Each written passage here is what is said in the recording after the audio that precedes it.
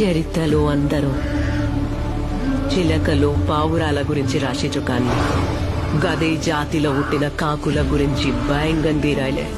తిండికి మిరి గిది కడుపు మండిన కాకుల కథ, జమానాకెళ్ళి నడిచే శవాల కథ.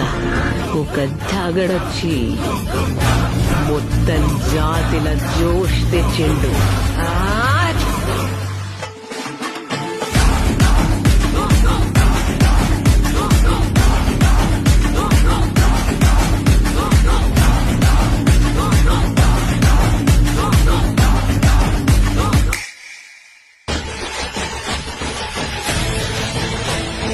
ఇది మొదటి అధ్యాయం మాత్రమే. అసలు కథ ఇప్పుడు మొదలవుతుంది.